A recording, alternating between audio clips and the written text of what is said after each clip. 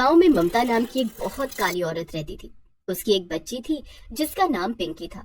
वो भी बहुत काली थी। एक दिन सुबह सुबह उसकी सास घर के ही बने मंदिर में पूजा करने जा रही थी। गोविंद बोलो हरि गोपाल बोलो। अरे अगरबत्ती तो खत्म हो गई, किसको भेजो दुकान? कलूटी को भेज देती हूँ। कलूटी, अरे ओ कलूटी। क्या हुआ दादी? दूर खड़ी रह मुझसे। वो देखो मैंने पैसे रख दिए हैं, उठा और जल्दी से अगरबत्ती लेकर आ।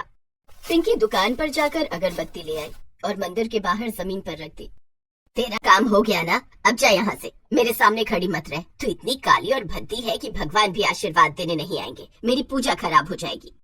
पिंकी की आंखें नम हो गईं। वो भागकर अपनी माँ के पास चली गई जो किचन में खाना बना रही थी। माँ, ना ही पापा हम लोगों से कायदे से बात करते हैं और ना ही दादी माँ। ऐसा क्यों है? क्योंकि हम दोनों काले हैं ना बेटा, हमारे देश में काले रंग की कोई इज्जत नहीं होती। तो क्या मैं बिल्कुल भी अच्छी नहीं दिखती माँ? अरे नहीं पिंकी, मेरी बेटी तो इस दुनिया की सबसे खूबसूरत बेटी है। कुछ ही दिनों बाद जन्माष्टमी का त्योहार आने वाला था। शाम को पिंकी जब गांव में इधर उधर घूम रही थी, तब चारों तरफ कृष्ण भगवान की मूर्तियां उसे दिखाई दे रही थी। रात में उसने अपनी माँ से कहा, माँ, इस बार जो अपने गांव में झांकी होने वाली है उसमें राधा मैं बनूंगी। हाँ पिंकी बेटा, इस बार राधा तू ही बनेगी। दोनों माँ बेटी आपस में बात कर ही रहे थे कि तभी उसकी सास ने ममता को आवाज लगाई। अरे ममता, ममता कहाँ मर गई काली नागिन? इतने में ममता भागकर अपनी सास के पास आई। क्या हुआ माँ जी? मैंने तुझसे कहा था कि बाथरूम में मेरे इतने सारे गंदे कपड़े पड़े हैं, उन्हें धो देना, पर अभी तक तूने कपड़े नहीं धोए। मेरी बेटी आने वाली है, क्या सोचेगी वो? पूरा घर भी साफ करना है। अपनी माँ को इस तरह से जलील होता देख पिंकी को बहुत बुरा लगा। उसकी आंखों से आंसू निकल आए। दादी माँ, मेरी माँ के साथ ऐसा मत करो, हम दोनों मिलकर जल्दी जल्दी कपड़े धो देंगे और पूरा घर भी साफ कर देंगे। तुम दोनों एक साथ एक जगह पर ना रहा करो, पूरे घर में अंधेरा हो जाता है। जल्दी से दोनों लोग अपनी काली काली शक्लें लेकर यहाँ से निकलो। कल सुबह जब मैं सोकर उठूं तो पूरा घर साफ चाहिए, क्योंकि जन्माष्टमी भी 2 दिन बाद है। ममता रात में सारे कपड़े धोने लगी। पिंकी भी झाड़ू लेकर घर का जाला साफ करने लगी, लेकिन उसकी माँ ने उसे रोक दिया। अरे पिंकी बेटा, रहने दो तुम, अभी तुम बहुत छोटी हो, मैं साफ कर दूंगी। नहीं माँ, मुझे इस तरह आपको मेहनत करता देख बहुत बुरा लगता है। तो इस तरह रात भर में उन दोनों ने मिलकर पूरा घर साफ कर दिया। पिंकी घाघरा चोली पहनकर राधा बनने की कोशिश कर रही थी, लेकिन तभी उसकी सास वहाँ पर आ गई। ये सब क्या नौटंकी कर रही है कलूटी?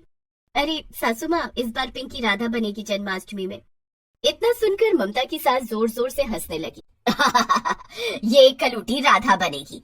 अगर ये बात भगवान कृष्ण ने सुन ली तो वो तो दोबारा मर जाएंगे। इससे खूबसूरत तो राधा की दासियां रही होगी। आहा, ये भी मैंने बहुत बड़ी बात कह दी। तेरी बेटी से ज्यादा तो खूबसूरत राधा की दासियों के चप्पल होंगे। उसकी सास पिंकी को ताने मार ही रही थी कि तभी अचानक किसी ने घर का दरवाजा खटखटाया। मेरा मुंह क्या देख रही हो तुम? जाओ देखो कौन आए हैं। ममता ने जाकर दरवाजा खोला तो बाहर उसकी ननद थी। उसकी ननद के बच्चे भी थे, एक लड़का और एक लड़की जो कि बहुत गोरे थे। और मम्मी कैसी हो? कितनी पतली हो गई हो? भाभी खाना वाना नहीं देती क्या? इन दोनों माँ बेटी का काला रंग देखकर मेरा वजन हल्का होता रहता है। अब तुम लोग आ गए हो तो थोड़ा घर में रोशनी रहेगी, वरना इनके काले रंग ने तो सब बर्बाद ही कर रखा है। तो इस तरह ममता की ननद का राज उस घर में चलने लगा। उसकी ननद और ननद के दोनों बच्चे बहुत ही गोरे थे। खैर अगले दिन, ए काली लड़की, इधर आना जरा। मेरा नाम काली लड़की नहीं, मेरा नाम पिंकी है। तुम्हारा नाम पिंकी नहीं, तुम्हारा नाम तो कोयला होना चाहिए। हम दोनों को घोड़े पर बैठना है, जल्दी से घोड़ा बन जाओ। तुम दोनों मेरे ऊपर बैठोगे? और नहीं तो क्या, घोड़े के नीचे बैठा जाता है क्या? एक नंबर की पागल ही हो तुम। तुम्हारी माँ भी पागल, तुम भी पागल। काले लोग होते ही है पागल। चल जल्दी से घोड़ी बन, हमें खेलना है। पिंकी घोड़ा बन गई, चिंकी उसके ऊपर बैठ गई। इसके बाद चिंकी का भाई विकी बेल्ट से उसको मारने लगा। उसे बेल्ट मारता देख ममता ने देख ली। वो भागकर उसके पास आई। पिंकी का हाथ ममता ने पकड़ा और वहाँ से चली गई। विकी, हमारी काली घोड़ी चली गई। माँ, कहाँ हो तुम? मेरी काली घोड़ी कहाँ गई? वहीं दूसरी तरफ ममता अपनी बेटी को डांट रही थी। पता नहीं कब तक हमारा जीवन ऐसे ही चलता रहेगा। अगर इन लोगों को काली लड़की पसंद ही नहीं थी तो मुझसे शादी ही नहीं करनी चाहिए थी। हे कृष्ण भगवान, तू ही कोई मदद कर। खैर अगले दिन जन्माष्टमी का दिन आ ही गया, जिसका सभी को इंतजार था। सभी लोग राधा कृष्ण की भक्ति में लीन थे। सभी रात होने का इंतजार कर रहे थे।